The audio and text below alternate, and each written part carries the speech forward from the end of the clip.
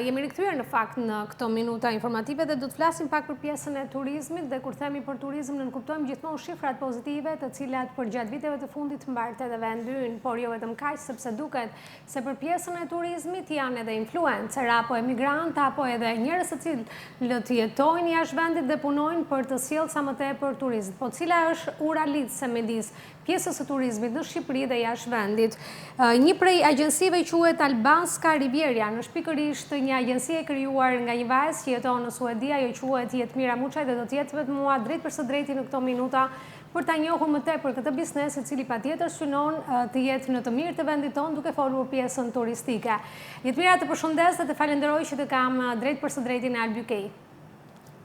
Ju falenderoj shumë për ftesën dhe për mundësinë për të folur për turizmin shqiptar në diasporën shqiptare. Jemi në fakt në një muaj turistik, por ne shpresojmë që patjetër mos të mbetet vetëm sezoni veror, ajo që ne kemi raportuar apo ajo që kemi promovuar gjithkohën përgjatë shumë viteve për pjesën e turizmit në Shqipëri. Shpresojmë që ky sezon të zgjatet dhe ndoshta këto urat lidhëse që po krijoni ju duket se janë në favor të kësaj zgjatje për sa i përket turizmit. Albanska Riviera, çfarë është konkretisht? Do doja ta nisim me një prezantim të saj dhe më pas në një bisedë të lirë për të njohur më tepër në lidhje me këtë sektor. Faleminderit shumë për pyetjen dhe kohën televizive. Albanska Riviera është një biznes konsultimi turistik i regjistruar në Suedi, i cili ka si fokus turistët të cilët duan të udhtojnë drejt Shqipërisë. Kur them konsultim, përfshi pikërisht sugjerimet dhe orientimet për agjenci turistike, hotelet, restorantet, aktivitetet të ndryshme kulturore dhe artistike, jo vetëm gjatë sezonit veror, por gjatë gjithë vitit, në varësi të kërkesave apo dëshirave që kanë turistët, dhe njëkohësisht aktivitetet tjera siç janë hiking apo aktivitetet tjera që kanë dëshirë t'i bëjnë në det. Ajo që dua të theksoj është se klienti paguan për shërbimin e konsultimit që ka midis meje dhe klientit dhe kjo është ajo që e dallon e cila kompania ose biznesi im nuk shet bileta avioni, por është vetë klienti që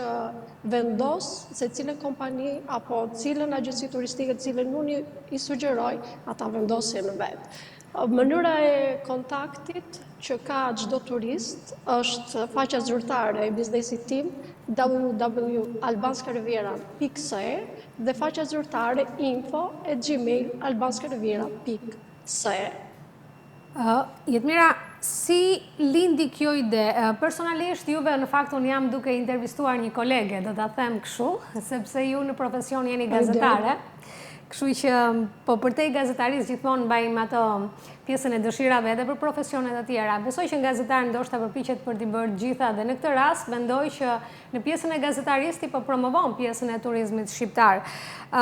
Kur themi për Albanska Riviera, në këtë rast të lindi kjo ide duke ju referuar edhe këtij profesioni, a kanë lidhje me njëra tjetrën ndoshta, që mund të kishte më tepër në pjesën e kontakteve, por nga ana tjetër sa kanë ndihmuar edhe baza e komunikimit që t'i merr nga ana e gazetarisë për ta vënë në efikasitet në lidhje me këtë pjesë. Jam shumë dakord me ju. Të fakti që mund t'jesh me profesion gazetar është një ndihmë shumë e madhe. E para jo vetëm në promovimin e Shqipërisë apo dhe promovimin e turizmit tek këto huaj. Kjo është një armë shumë e fortë, baza komunikuese, dëgjon më shumë, bën pyetje më shumë për të kuptuar eksaktësisht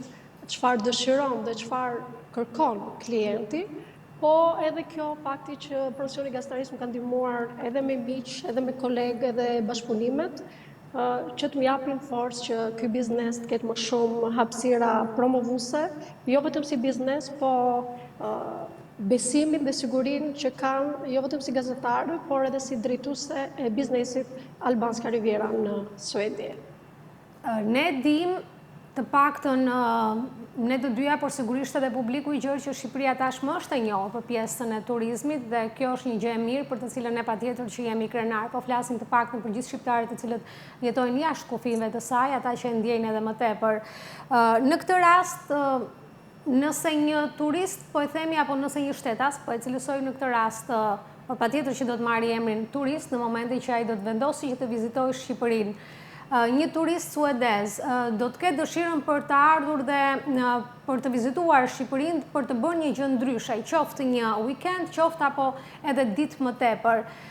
Sot pjesa e medias online apo pjesa e, le të themi, internetit e ka lehtësuar sepse mund të bëjnë aplikime, mund ta zgjedhin një paketë, mund ta zgjedhin qoftë edhe për të ardhur, le të themi, po marrin avionin dhe po vinë drejt për së drejti në Shqipëri. Ku është ajo pika kyçe apo ajo, le të themi, Chelsea Florinë, sot a cilësoja kështu e biznesit tuaj që të zgjedhin ty për të bërë këtë itinerar, domethënë ai turisti i cili do të zgjedhë më pas për të ardhur në vendin tonë. Shiko,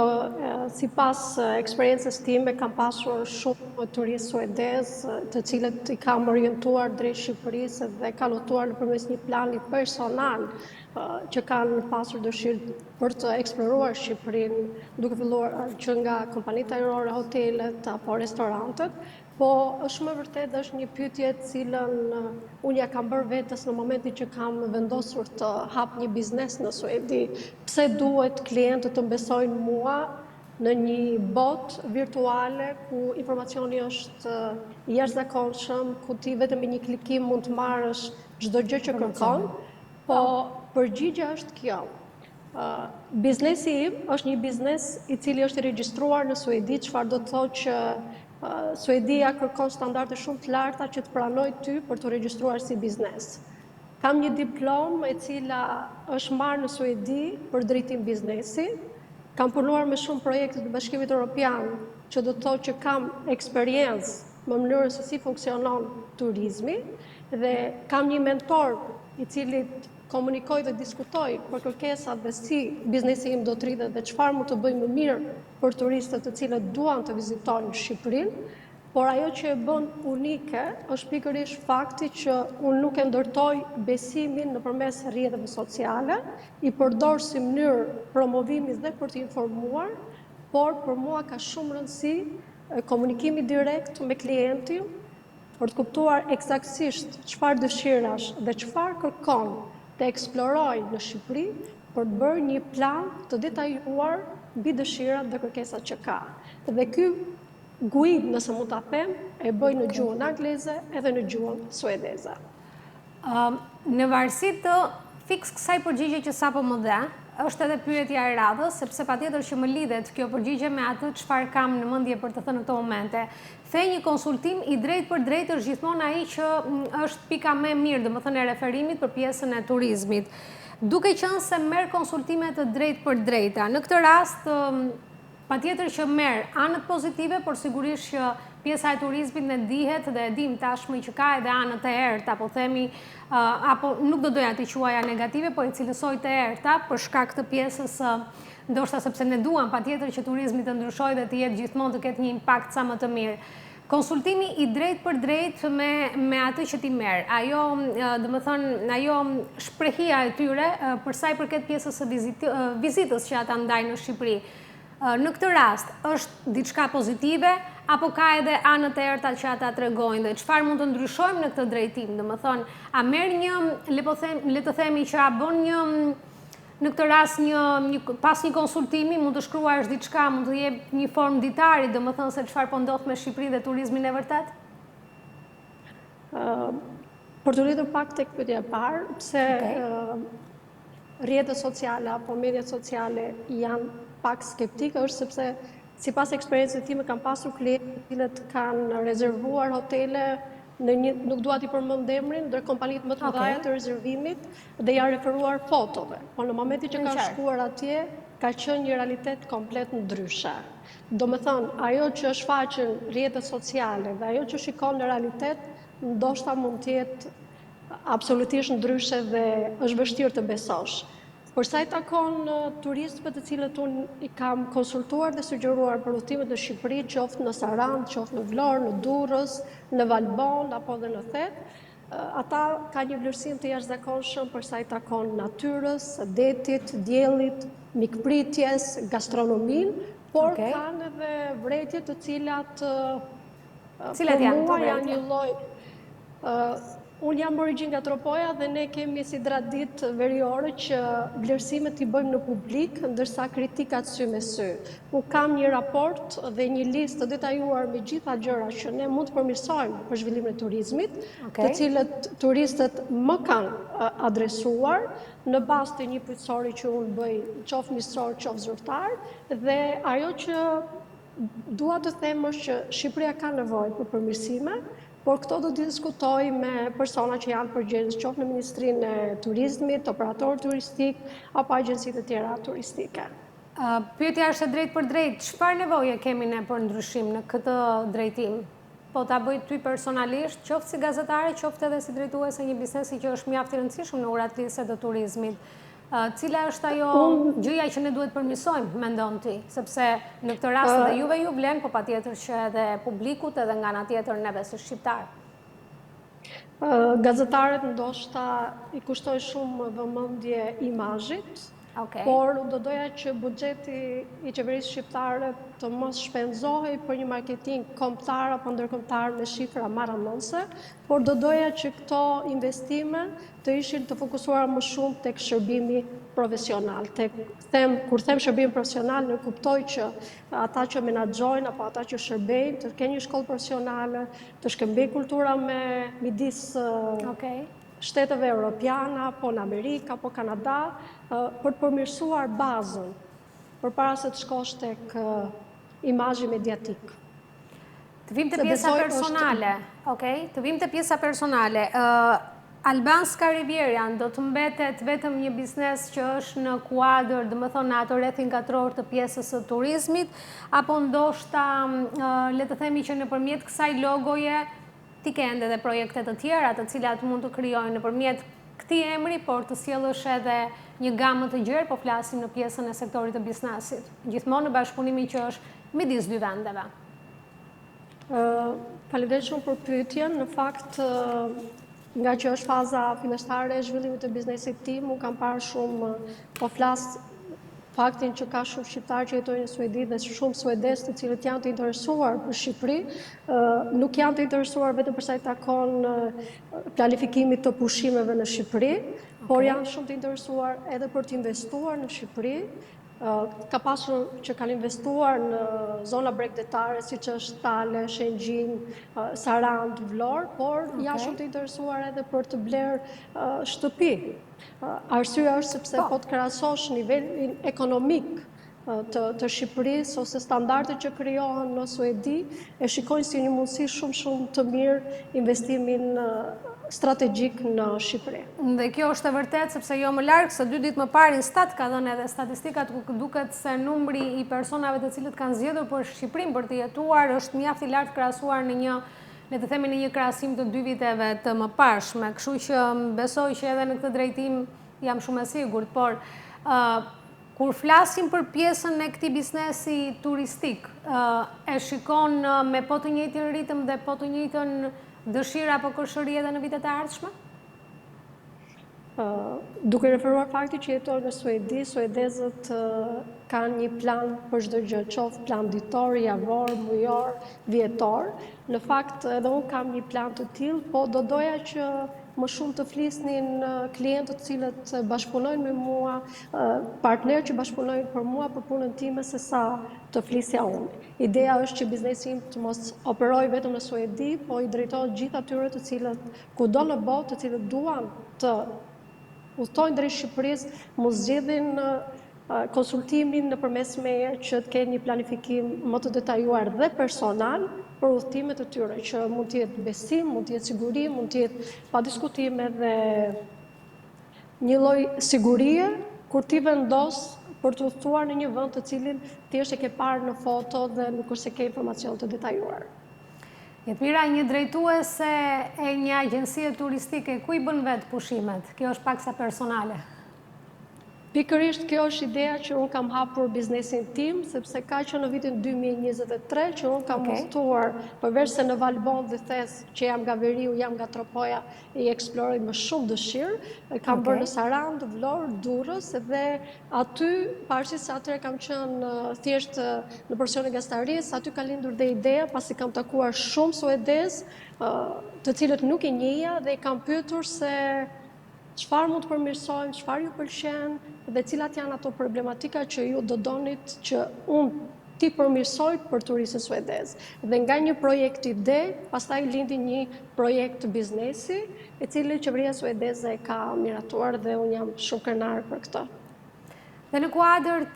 të mirave dhe të anës ertë, apo le të themi të përmirësimit që ne duhet të bëjmë, cili është mesazhi që do t'ju jepje shtetasve suedez që në fakt të merrnin emrin turist suedez për në Shqipëri? Më falë nëse të korrigjoj pak, nuk do të thoja të erta, sepse ndoshta është një epitet pak negativ, po do thoja që kemi nevojë për përmirësim, që t'jemi me standardet të Shtetit të Bashkimit Evropian. Turistët suedez paguajnë jo vetëm për luks, për sa i takon hoteleve apo restoranteve. Suedezët paguajnë për besim, paguajnë për njohuri, paguajnë për atë gjë që i bën të ndihen si kur janë në shtëpinë e tyre. Dhe për këtë gjë jam shumë krenare që Shqipëria ka një ndër vlerat më të jashtëzakonshme në botë, siç është mikpritja, dhe suedezët në bazë të feedbackut apo mendimeve që më kanë dhënë për Shqipërinë është se ata e ndjejnë veten atje sikur janë në shtëpi. Dhe shqiptari këtë e ka si parim, në momentin që një turist të vjen në shtëpi, ti e ndjen sikur të ishte familjar. Po pra, pikërisht, kjo është ideja, pra që në fakt këtë do të thoshë që një shtetas të zgjedhë dhe të bëhet turist për të ardhur në vendin ton, cili do të ishte mesazhi që ju do t'i jepnit turistëve suedez për Shqipërinë për ta zgjedhur atë patjetër në itinerarin e tyre si destinacion, qoftë edhe ndoshta jo këtë vit, por patjetër që në vitin e ardhshëm ne do donim që të kishim sa më shumë, le të themi, turist suedez dhe jo vetëm kaq. Ajo që dua të them është që nuk dua të bëj thjesht të ruaj rolin e ambasadorit në figurën kulturore apo artistike për të promovuar Shqipërinë, po ajo që jam shumë krenare për që i them turistët suedez është që Shqipëria është një shtet demokratik, Shqipëria është një vend të cilin respekton drejtat e njeriut dhe liritë e tij në varësi të mendimit, të feve apo çdo gjë që është ndryshe, dhe ajo që më bën krenare është që turisti suedez nuk ka nevojë shumë t'i flas për mikpritjen, sepse jo vetëm mediat kombëtare dhe ndërkombëtare flasin për këtë element shumë të rëndësishëm Shqipërisë, por kam dhe një diskutim që bëj shpesh me turistë ose kolegë të mi gazetarë këtu, që jo çdo herë imazhi mediatik që ju dëgjoni në media mund të jetë i vërtet, sepse kur e shikon situatën personalisht dhe ndjen, ndoshta ajo çfarë thot media dhe ajo çfarë thot një turist janë totalisht ndryshe. Dhe ne patjetër këtë duam, që gjërat të jenë mirë. Unë të falenderoj shumë për këto minuta që ndave me neve, shpresoj që patjetër të kemë sërish në lidhje të drejtë për drejta për të folur dhe për të mos mbetur vetëm, le të themi, në një pjesë ndoshta të një prezantimi, por sigurisht të kemi edhe statistika edhe projekte të tjera të cilat kanë të bëjnë midis bashkëpunimin midis dy vendeve. Jetmira, të falenderoj. Unë të uroj suksese dhe nëse do kishe diçka të fundit për të thënë, fjala është për ty.